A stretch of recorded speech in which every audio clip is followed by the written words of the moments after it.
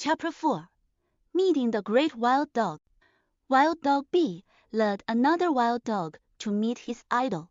The idol is the great wild dog who ruled the slopes of the Kilian Mountains.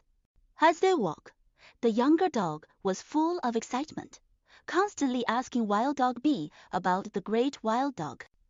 Wild Dog B patiently answered each question. It turned out that the great wild dog had once served as a guard dog for a wealthy boss in the city. When the boss's construction project ended, he was cast out. The great wild dog wandered the city, homeless and starving. Then came the city's crackdown on stray dogs. Strays were captured in batches and exiled to the Gobi Desert. The great wild dog, being conspicuous, was naturally caught, locked into an iron cage truck, and transported to the foot of the Kilian Mountains. Most of the dogs brought there couldn't adapt. They died from hunger and cold, or were killed by wild predators. But the great wild dog was far more resilient. He quickly learned where the rat holes were, where the marmots appeared, and where the pheasants called. Leading the few remaining dogs, he survived against all odds. Over time, they multiplied and grew into a pack. The young dog listened eagerly, marveling at the vast Gobi scenery along the way. He was thrilled. Finally, he had found a place where he could settle and live in peace. Though he was thirsty and hungry, scorched by the sun and battered by fierce winds, his heart burned with passion. He felt no pain or fatigue, even though his paws bled and his fur matted with sweat. After a full day and night of travel, they finally reached the foot of the mountain. In the distance, they saw the great wild dog's camp, an abandoned coal mine. The two dogs hurried forward, but suddenly 2 other dogs leapt from a tamarisk thicket and blocked their path. "Where are you from?" They explained who they were and why they had come. One of the guards said, "Wait here. I'll go report to our king." The young dog was puzzled. He whispered to Wild Dog B, "Meeting the great Wild Dog B, why all this procedure?" A while later, the 2 guards returned.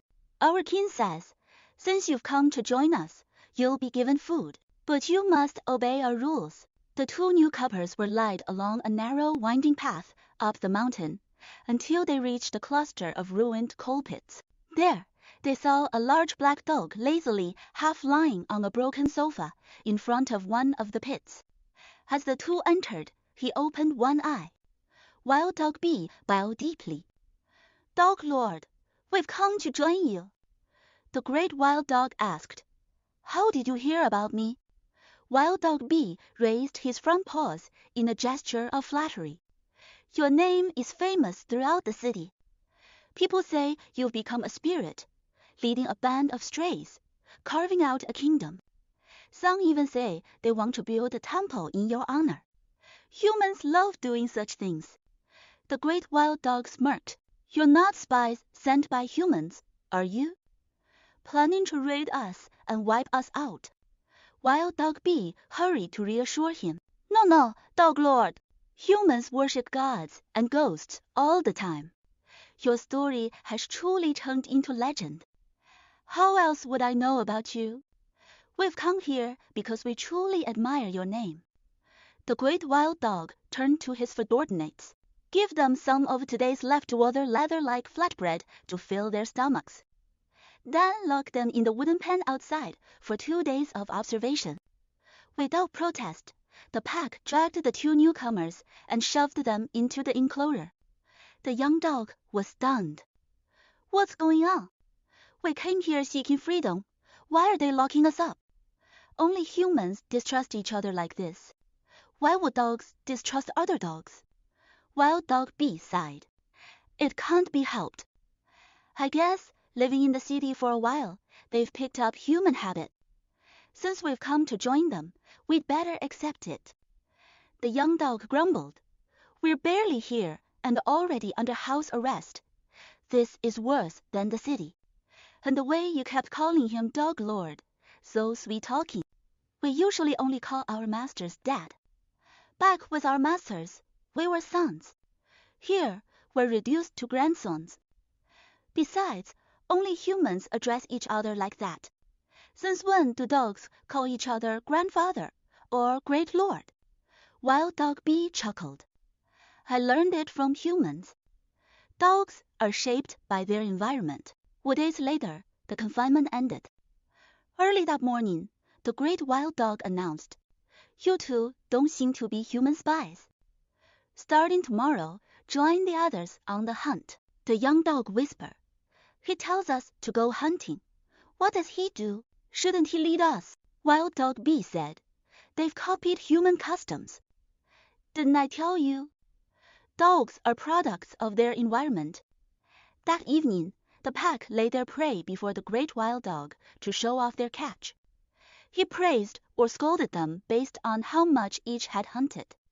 Then he ate first, while the others watched. Only after he finished did the rest get to eat. The young dog fumed. Why does he eat first when he didn't hunt?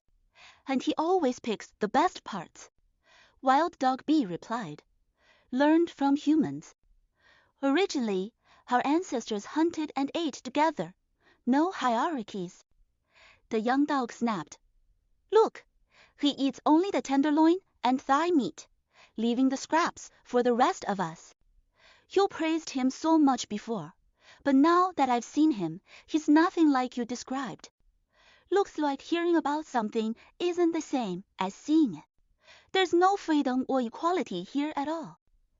That night, though released from observation, they were sent to sleep on the outermost slope, exposed, with no shelter, shivering in the cold wind. The young dog complained again. Look at him, cozy in his cave, lying on a sofa with a soft mattress. He won't let us inside.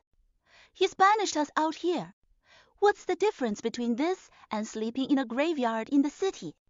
Wild Dog B said, "It's another human habit, showing his high status. Dogs didn't used to have such flaws. But now that we're here, we'll just have to endure. At least we eat fresh meat and don't live in fear of being hunted." 2 days later, the young dog whispered angrily again, "Damn it, he's monopolized all the female dogs.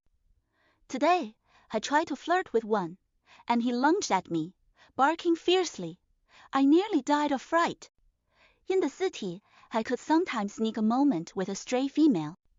Here, even that chance is gone. Mating rights are all his. Is that fair?" Wild Dog B shrugged. "This might be instinct. Since ancient times, most animals behave this way. Humans too, though they've evolved a bit." The young dog exploded. "We eat his leftovers. He lives in the best pot. He doesn't hunt, but we do. He takes all the females, and we have to endure his orders and scolding every day. What kind of life is this? I'd rather go back to the city, enjoy a stray female under her skirt, and if I end up in a hot pot, well, at least it'd be worth it." Wild Dog B said, "Just endure it. Haven't you heard dog lords say every day that humans will eventually wipe themselves out? I heard their sperm is degenerating. Once humans go extinct, the environment will recover, and animals will return. Then we'll hunt one day and feast for 10. As for the females, when the pack grows large enough, even dog lord won't be able to monopolize them all. Just like humans, he'll have to share some." The young dog scoffed. "You keep calling him dog lord, dog lord. This is pure blind dog worship. He's just lying to deceive us." Wild Dog B said, "So many dogs cheer for him. Why don't you believe?" The young dog shot back, "He's just drawing us a pie in the sky. Monkey year, horse month. By then, you, me, all the dogs, and even your precious dog lord will be long dead." Wild Dog B said, "You're an unusually independent dog, unsuited for a pack life. I don't want to leave. If you want to go, go. Staying here may have no other benefits, but at least there's a sense of belonging." The young dog snapped, "If I wanted this fake sense of belonging, I could have just stayed obediently with my master. Why go through all this trouble and suffering? At least my master wasn't as domineering. He was just a bit foolish. Compared to this tyrant's cruelty and dictators, my master's stupidity seems lovable and forgivable." Wild Dog B replied, "Don't forget, We're not at risk of being killed here. Look at the dogs around us. They're all obedient to Dog Lord, loving the pack because they're weak. The weak seek belonging and can endure anything from their leader. Together, we feel strong.